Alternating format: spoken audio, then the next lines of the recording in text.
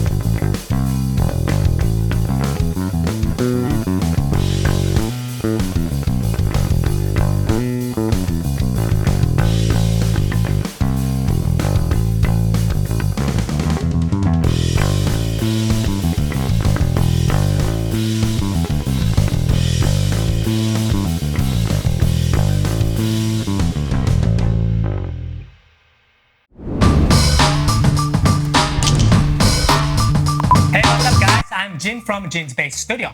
In this channel, we share knowledge about this sexy instrument. I post content about bass lessons, gear review, pretty much anything about the bass guitar. So if you want to learn more about this awesome instrument, please give a slap on that like button and subscribe to our channel. And of course, don't forget to ring that bell so you don't miss any of our content. Alright, let's get started. For this week, I arranged 2005 Who Do You Think I Was by John Mayer Trio from album Try into 1 minute bassline. And I also broke this bassline into 3 short phrases for you guys to get started. The John Mayer Trio is a blues rock band that formed in Los Angeles, California in 2005. The band member is, of course, the singer-songwriter and guitarist John Mayer, and Eric Clapton and many others musicians session drummer Steve Jordan. And guys, the bass player is the world-renowned session bassist, the one and only Pino Palladino. Pino started his session career in early 80s, and in 1982, Pino got asked to record Paul Young's debut album, Young's cover version of Wherever I Lay My Hat, by Marvin Gaye became a hit in Europe. And through his work with Paul Young, Pino received worldwide recognition for his beautiful melodic fretless bass line. In 2000, he has played D'Angelo's second album, Voodoo, and he toured with The Who in 2002 after John Entwistle's sudden death right before the US tour. He is one of the greatest and busiest session bassists in the world.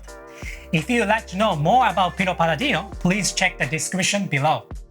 For those of you guys who would like to learn just a section of the bass line, as always, I have broken down the bass line into few sections and play that in slow tempo. With that said, let's jump into that video.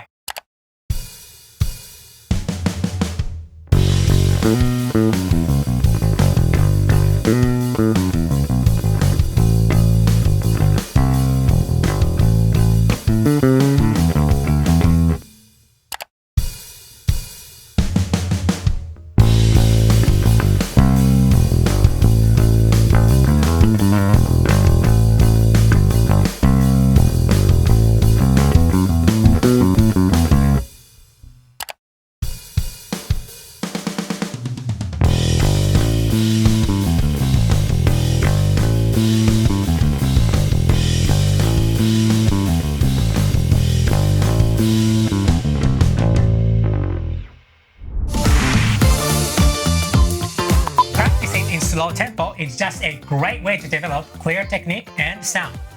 If this tempo was still too fast to play, then please go ahead and change your play speed setting of the video, which locates right hand corner of the screen. Make sure to slow it down enough so you can isolate the part even better. Alright, as always, it is right about time for me to share my 3 best pieces of advice and practicing points when it comes to learning these bass lines. First advice, control the intensity of your playing. When you feel like the band sounds empty or the energy is not there, That's probably because you are lacking to support the other member of the band. Yes, it's not might be just your fault, but before trying to accuse others, always check yourself first, right? So guys, in trio setting, dynamically you have to provide the maximum support to other players in the band. And also you have to listen very carefully what other instruments are doing, so you can react to your surroundings and add extra energy to the band.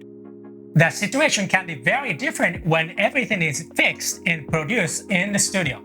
But hey guys, this is a live blues rock situation. Don't just think about filling the low end. Control your intensity of playing so the band can produce maximum energy on live setting. Second advice, find your rock tone for the band. This is a very broad topic. There's no specific rock tone out there really. Some people play rock with clean tone, some other players add drives or fuzz. I believe it's all depending on what's the best tone for the band. However, guys, before you do anything, first you have to cover your low end first. This is the most important job that we do. And after that, you can decide to add drive on your tone or whatever necessary to make the band sound good. Just to keep in mind that if you decided to add some drive in your tone, make sure you do some research before. Do not interfere with the guitar player in the band. It takes some try and error to figure out the balance, but with a good communication with the guitar player, you can find the best rock tone for the band. Third advice, last but not least, always pay attention to your articulation. I see a lot of bass players start to slack off articulation after adding some drive on your tone. I mean, yes, the drive might cover some buzz and mistakes sometimes, but if you pick up a bad habit of lowering your standard, you will struggle down the road. Always shoot for the best and deliver the best playing. I hope these 3 points will help you to get the right feel and the sound of your playing. Make sure to keep the consistent sound on your playing. Keep practicing, you got this. Thank you so much for watching my video until the end. As always, I try to only point out the importance, but if you guys have any questions, please feel free to leave some comments. I will try to get back to you the best I can. Thanks for the support. And if you guys liked my content, make sure to hit like. Because when you hit like, algorithm does its magic to share my videos to other bass players around the world, who is also interested to gain more knowledge on bass guitar, and helps them out. This also helps me out. So it's kind of a win-win for everybody, right? If you are looking forward to seeing more of my bass guitar content, then make sure that you hit subscribe and hit that bell icon so you don't miss any of my future videos. Alright, that's it for today's bass lesson. Play the bass. See you next time.